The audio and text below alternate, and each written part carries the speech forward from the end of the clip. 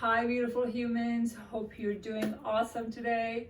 Today I want to show you some hip flexor stretches. Before I show you the stretches, I want to emphasize on the difference between having a tight hip flexors or having a weak hip flexors. So a lot of times I see people who have weak hip flexors end up stretching their hip flexors. Yes, it may give you a good release for a few hours, but it's going to come back. So you want to make sure that your hip flexor is tight when you're doing this movement. So there are ways of assessing whether your hip flexors is tight or not, but I will leave that up to you and your professional practitioner, whoever that you're working with. So we go right here and we see a lot of stretches like this. Yes, it gets you a good stretch, but it doesn't really get too deep into your hip flexors. So it's important to have the hip tilted forward.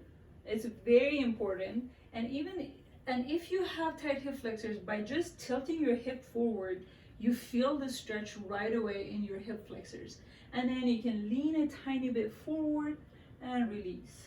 Have the hip tilted forward again, activate the glutes and lean forward and release. If you're pretty off balance, you can go on your feet, on your toes, and again have the hip tilted forward and move forward a tiny bit. Again, it's not a lot of moving. If you can move a lot forward, then you're not really tilting your hip forward properly.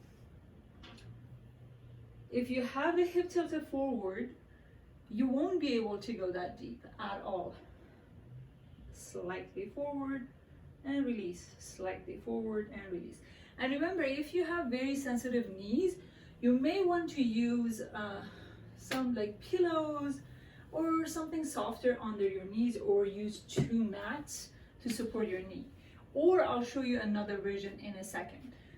All you need is a chair. Let me grab my chair.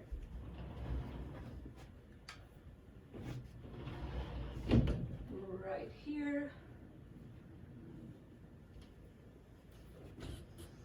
So if you need some support, you can use the wall. If not, you can activate the core fully. So what you're gonna do, the butt on the front leg balances you out. The knee in the front leg is again soft. I prefer to be on my toes because it gives me more balance, so I can focus more on tilting my hip forward.